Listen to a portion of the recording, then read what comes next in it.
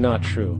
The U.S. Department of Energy admitted in 2007 that if wind was fully harvested in just 3 of America's 50 states, it could power the entire nation. And then there are the rather unknown mediums of tidal and wave power. Tidal power is derived from tidal shifts in the ocean. Installing turbines which capture this movement generates energy. In the United Kingdom, 42 sites are currently noted as available, forecasting that 34% of all the UK's energy could come from tidal power alone. Wave power, which extracts energy from the surface motions of the ocean, is estimated to have a global potential of up to 80,000 terawatt-hours a year. This means 50% of the entire planet's energy usage could be produced from this medium alone. Now, it is important to point out that tidal, wave, solar, and wind power requires virtually no preliminary energy to harness, unlike coal, oil, gas, biomass, hydrogen, and all the others.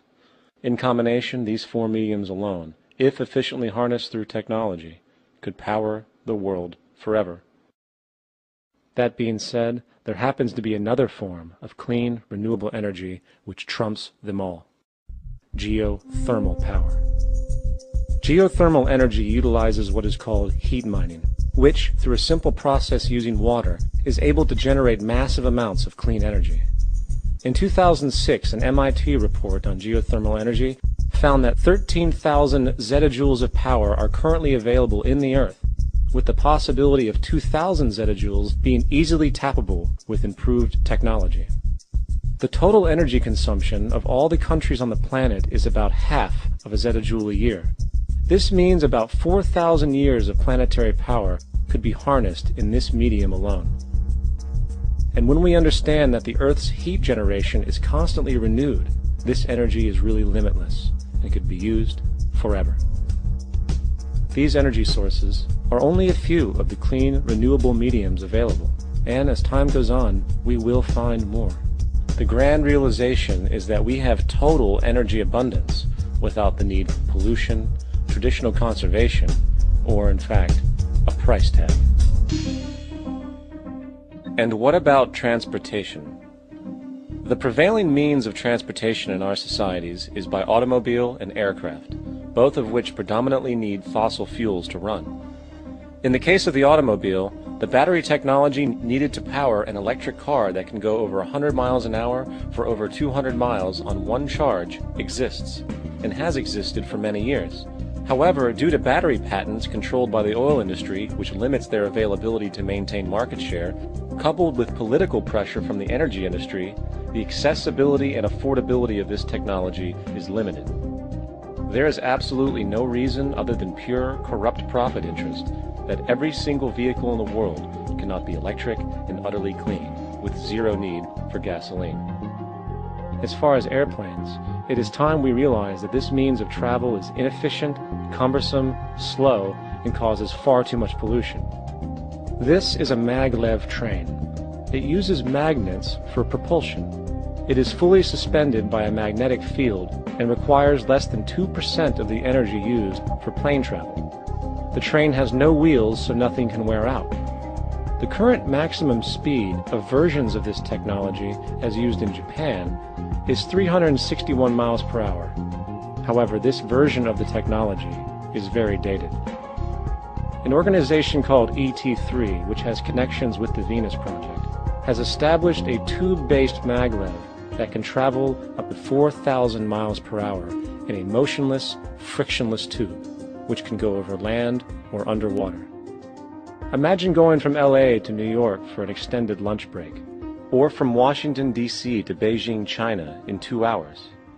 This is the future of continental and intercontinental travel, fast, clean, with only a fraction of the energy usage we use today for the same means. In fact, between maglev technology, advanced battery storage, and geothermal energy, there would be no reason to ever burn fossil fuels again. And we can do this now if we were not held back by the paralyzing profit structure. Now, America is inclined toward fascism. It has a propensity, by its dominant philosophy and religion, to uphold the fascist point of view. American industry is essentially a fascist institution. If you don't understand that, the minute you punch that time clock, you walk into a dictatorship. We're given notions about the respectability of work, and I really look at it as being paid slavery. They're brought up to believe that you shall earn your living by the sweat of your brow. That holds people back, freeing people from drudgery, repetitive jobs which make them ignorant. You rob them. In our society, that is a resource-based economy, machines free people. You see, we can't imagine that because we've never known that kind of world. If we look back at history, we see a very clear pattern of machine automation slowly replacing human labor. From the disappearance of the elevator man to the near full automation of an automobile production plant, the fact is, as technology grows, the need for humans in the workforce will continually be diminished. This creates a serious clash, which proves the falseness of the monetary-based labor system. For human employment is in direct competition with technological development. Therefore, given the fundamental priority of profit by industry, people through time will be continually laid off and replaced by machine. When industry takes on the machine, instead of shortening the workday, they downsize. You lose your job. So you have a right to fear machines. In a high-technology, resource-based economy, it is conservative to say that about 90% of all current occupations could be phased out by machines, freeing humans to live their life without servitude, for this is the point of technology itself. And through time, with nanotechnology and other highly advanced forms of science, it is not far-fetched to see how even complex medical procedures could be performed by machines as well, and based on the pattern, with much higher success rates than humans get today. The path is clear, but our monetary-based structure, which requires labor for income, blocks this progress. For humans need jobs in order to survive. The bottom line is that this system must go, or we will never be free, and technology will be constantly paralyzed. We have machines that clean out sewers. It frees a human being from doing that. So look at machines as extensions of human performance.